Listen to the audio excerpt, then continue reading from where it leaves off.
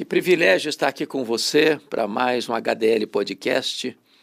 Você é muito bem-vindo e a minha expectativa é de que esse momento seja proveitoso para você, enriquecedor para o seu coração, trazendo insights da palavra de Deus para edificar, consolar e reanimar o seu coração. Eu vou falar sobre o poderoso Evangelho de Deus, baseado em Romanos capítulo 1. Então fique aí, porque logo depois da vinheta nós estaremos de volta. A carta de Paulo aos Romanos é considerado pelos estudiosos como a cordilheira do Himalaia de toda a revelação bíblica. Esta carta é o manifesto cristão, é o Evangelho segundo Paulo. É a obra mais robusta de teologia do Novo Testamento. É o grande compêndio da doutrina da salvação. Esta carta teve influência decisiva na história da igreja. Foi através da leitura de um texto de Romanos que Aurélio Agostinho é convertido a Cristo no século IV, começo do século V, tornando-se o grande corifeu, a maior expressão da igreja primitiva, o maior expoente dos pais da igreja, fonte onde foram beber os reformadores. Foi esta carta a base da reforma protestante do século XVI, pois foi a leitura de Romanos 1:17 que abriu os olhos de Martinho Lutero, que vai, no dia 31 de outubro de 1517, fixar nas portas da igreja de Wittenberg as 95 teses contra as indulgências, deflagrando o movimento da reforma protestante.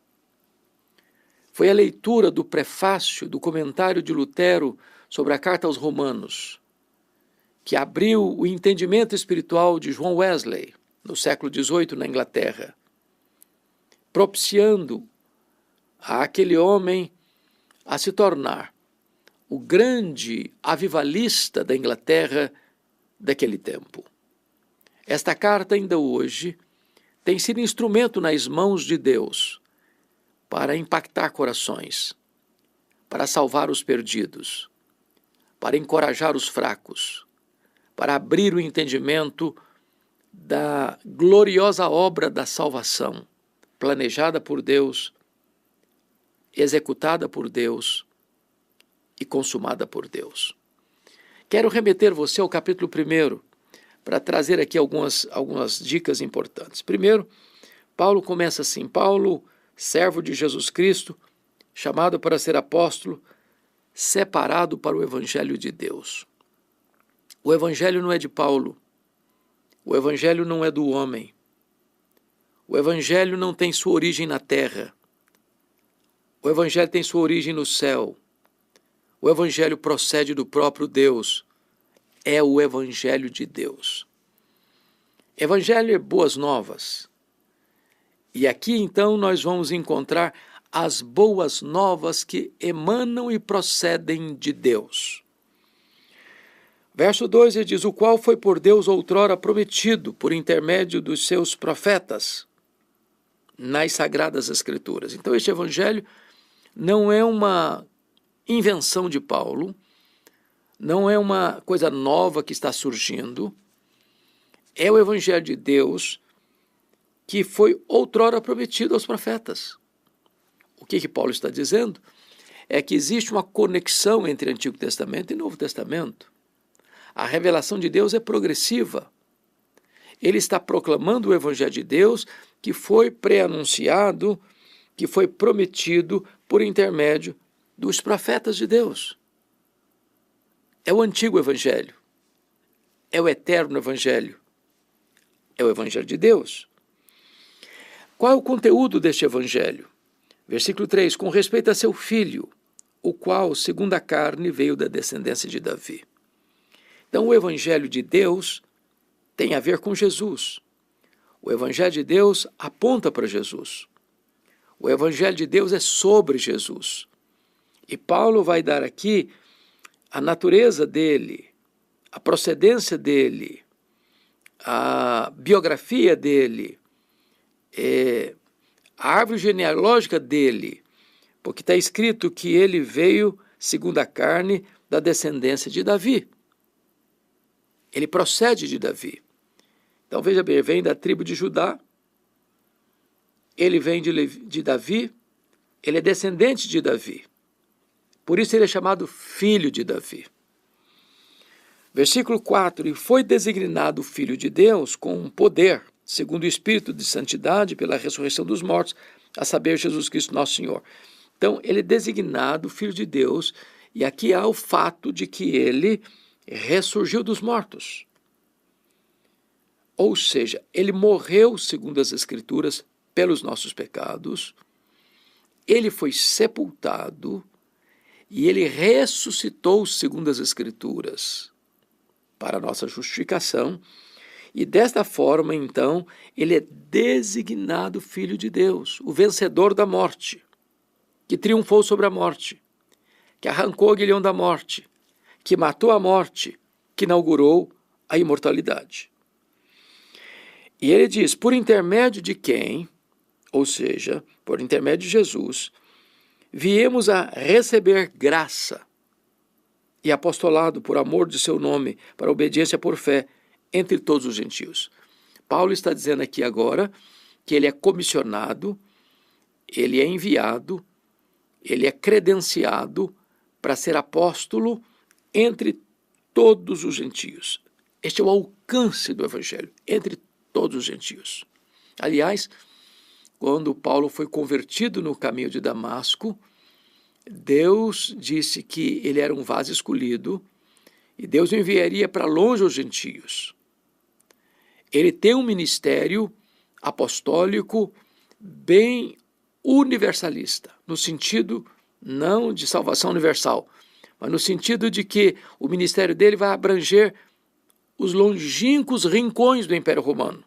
E ele planta igrejas na província da Galácia, da Macedônia, da Acaia, da Ásia Menor. Ele percorre o mundo, ele planta igrejas no mundo, ele tem um ministério voltado para os gentios. E ele diz, de cujo número sois também vós, chamados para ser de Jesus Cristo. Ou seja, está escrevendo uma carta para a igreja de Roma, para os romanos, e ele está dizendo que esses romanos são também parte desse número dos gentios, desses gentios que são chamados para serem de Jesus Cristo, para serem salvos por Jesus Cristo e propriedade exclusiva de Jesus Cristo. Agora, no verso 7, ele vai fazer a saudação à igreja de Roma, quando diz, a todos os amados de Deus que estáis em Roma, chamados para ser de santos, graça a vós outros e paz da parte de Deus e de nosso Senhor Jesus Cristo. Então veja você que os crentes, embora não perfeitos, no sentido de ainda continuando no nosso corpo de fraqueza, sujeitos ainda ao pecado, mas somos os amados de Deus. Os puritanos diziam, você acha pouco o fato de você ser amado por Deus? Você é amado por Deus. Você é amado de Deus. Você foi chamado para ser santo. Ou seja, qual é o propósito do Evangelho? É fazer de você uma pessoa santa. E santo, na linguagem bíblica, não é aquele que não tem pecado. Santo é aquele que é diferente, ou aquele que foi separado para pertencer a Deus, para ser propriedade exclusiva de Deus. Você foi amado e amado de Deus, e você foi separado, apartado para ser santo, para viver uma vida de santidade. Esse é o propósito de Deus. E agora ele transmite a esses irmãos amados, chamados para ser santos, a graça e a paz. A graça é a raiz, a paz é o fruto. Não há graça sem paz, não há paz sem graça. Agora Paulo vai então prosseguir tratando deste poderoso evangelho de Deus, dizendo assim: primeiramente, dou graças a meu Deus, mediante Jesus Cristo, no tocante a todos vós, porque em todo mundo é proclamada a vossa fé. Agora, ele está elogiando, enaltecendo a igreja de Roma. Isso era um estilo de Paulo. Paulo era um encorajador. Paulo era um homem que tinha palavras de encorajamento. Ele era um abençoador. Ele não poupa elogios. Quando esse elogio é verdadeiro, é sincero. E ele está dando graças a Deus, por meio de Jesus Cristo, no tocante a todos os irmãos da igreja de Roma, porque em todo o mundo a fé daqueles irmãos era proclamada. Ou seja, a igreja de Roma é uma igreja que impacta outras igrejas, em outros lugares, mundo afora. Verso 9 ele diz: porque Deus, a quem sirvo em meu espírito, no evangelho de seu Filho, é minha testemunha, de como incessantemente faço menção de vós, em todas as minhas orações. Paulo não é apenas um apóstolo. Paulo não é apenas um pregador. Paulo é também e, sobretudo, um intercessor. É importante destacar que Paulo até então não conhecia Roma ainda. Ele não tinha estado em Roma, capital do império. Mas isso não o impedia de orar com constância, com perseverança, com abrangência. Ele ora incessantemente e faz menção daqueles crentes, não em algumas, em todas as suas orações. E o que ele pede? O que ele suplica? Ele diz no verso 10: suplicando que, em algum tempo, pela vontade de Deus, se me ofereça boa ocasião de visitar-vos. Porque muito desejo ver-vos a fim de repartir convosco algum dom espiritual para que sejais confirmados. Paulo é um pastor. E por ser um apóstolo, ele não é pastor apenas de uma igreja local, ele é pastor das igrejas.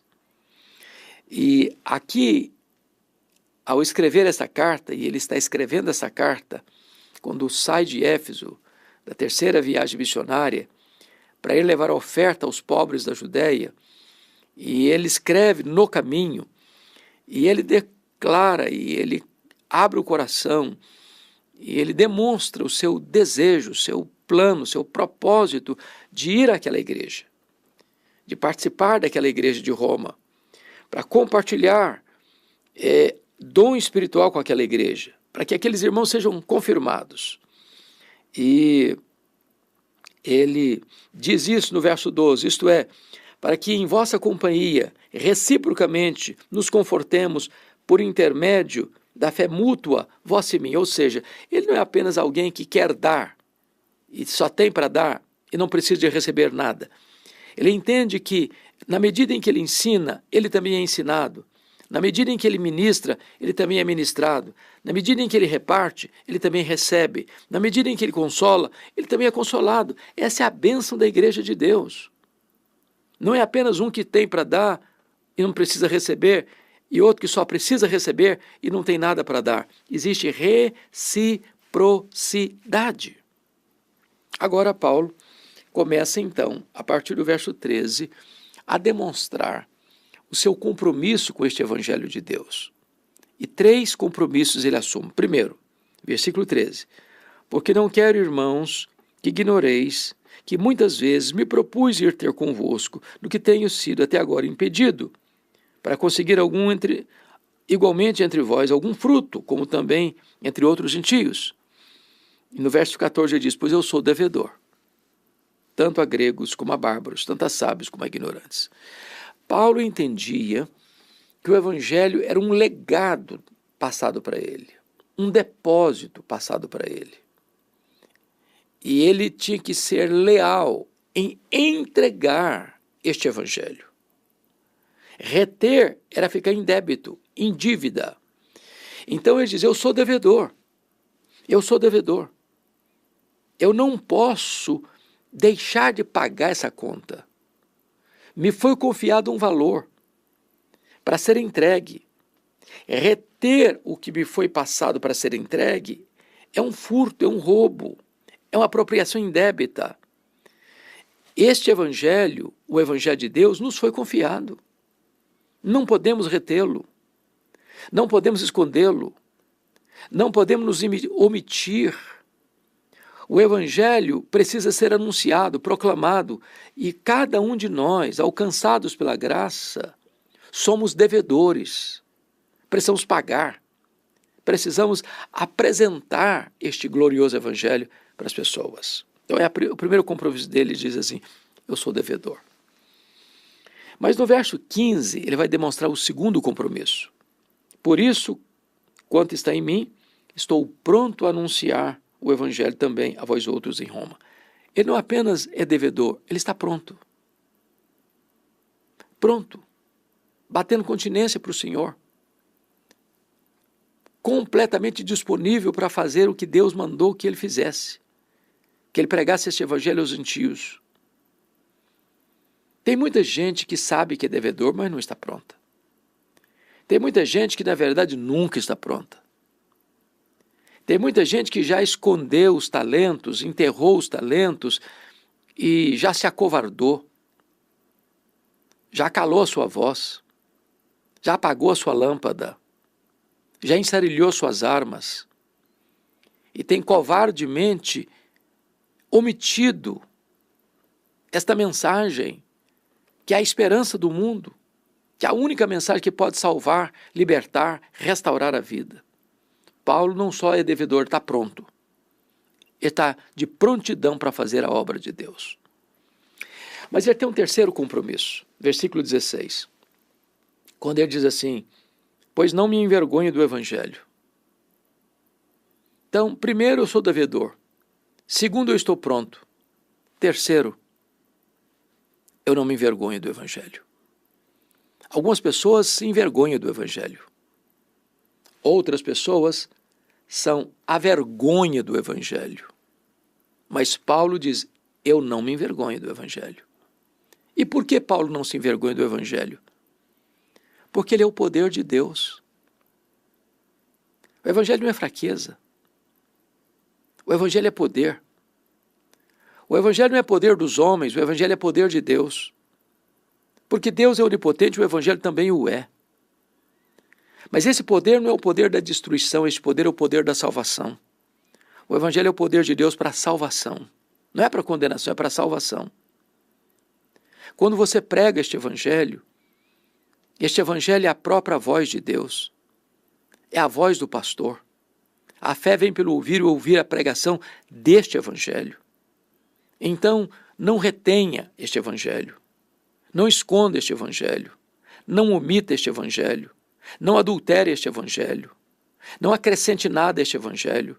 Não tire nada deste evangelho. Não tente ressignificar este evangelho. Não tente atualizar este evangelho. Este evangelho é o evangelho de Deus. E ele é poderoso para a salvação. Mas a salvação de quem? De todo aquele que crê. O evangelho tem limitação não nele mesmo. Porque não é o poder de Deus para a salvação do que não crê. Do incrédulo, do agnóstico, do ateu. Não. Ele é o poder de Deus para a salvação de todo aquele que crê e só daquele que crê. Tanto para judeu quanto para gentio. A forma de Deus salvar é a mesma. O meio pelo qual as pessoas são salvas, judeus e gentios, é a mesma forma. É crendo no evangelho de Deus. É crendo em Jesus Cristo, o conteúdo do evangelho. E ele conclui no verso 17 assim: visto que a justiça de Deus se revela no evangelho. De fé em fé, como está escrito, o justo viverá por fé. Este evangelho é o evangelho de Deus, cujo conteúdo é Cristo. E ele veio para morrer. Ele veio como nosso representante, fiador e substituto. Ele veio para dar sua vida pelas suas ovelhas. Ele veio para morrer pela sua igreja. Ele veio para comprar com seu sangue aqueles que procedem de toda tribo, raça, povo, língua e nação. Então, quando você crê nesse Jesus, você é declarado justo. A justiça de Cristo é imputada, é colocada na sua conta. Por isso, o justo não vive por aquilo que ele vê. Ele não vive por aquilo que ele faz. Ele vive pela fé.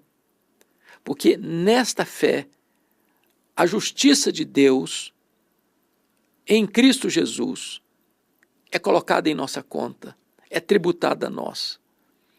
De tal maneira que a nossa dívida é quitada, que o nosso pecado é perdoado, que nós somos remidos e libertos pelo sangue de Jesus. Ele nos liberta dos nossos pecados, conforme Apocalipse 1:5, pelo sangue de Jesus. Quando Deus, então, declara-nos justificados pela fé. A justificação é um ato de Deus, não é um processo. A justificação não ocorre em nós, mas no tribunal de Deus. A justificação não tem graus, não há uma pessoa mais justificada do que outra. Quando você crê no Evangelho de Deus, na pessoa de Jesus Cristo, você é declarado justo diante do tribunal de Deus.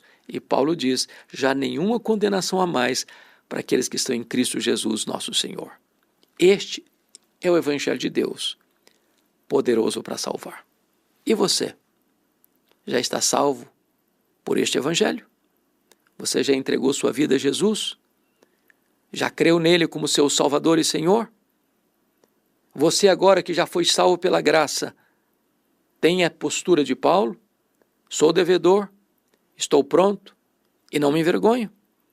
Que você agora que foi alcançado pelo Evangelho, seja um embaixador deste Evangelho, um pregador deste Evangelho, uma testemunha altissonante deste Evangelho.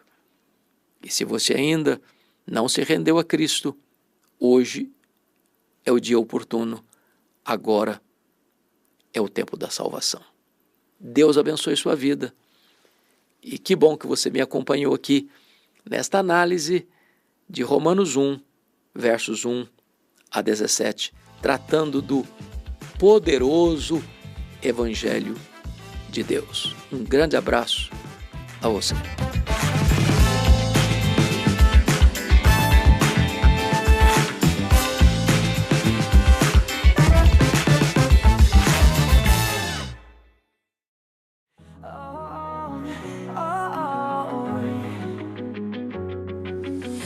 In the dark where shadows play, heartbeats echo in dismay.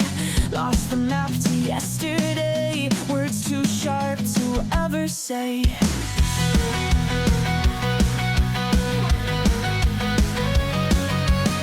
Ripped jeans and broken dreams, skate parks and silent screams. Moonlight dances on our schemes, we fly so high on shattered wings.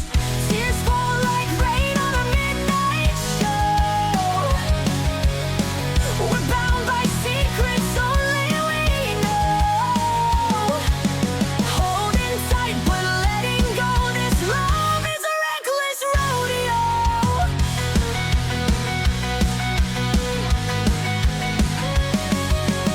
Graffiti hearts on alley walls, cage birds sing in concert halls. Lost within a maze of calls, we free fall where the night falls. Neon lights and shattered glass, faint memories of a haunted past. When forever feels too fast, this is the soundtrack of a love outcast. Tears fall like rain on a midnight show. We're bound by secrets only we know. Holding tight but letting go, this love is a reckless rodeo.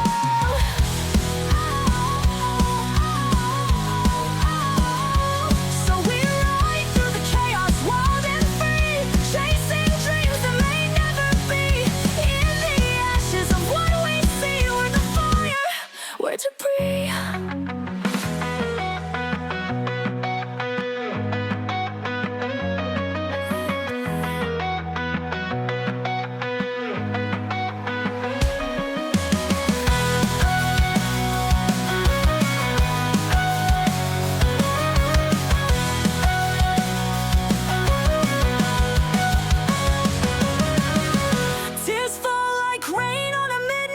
salvation.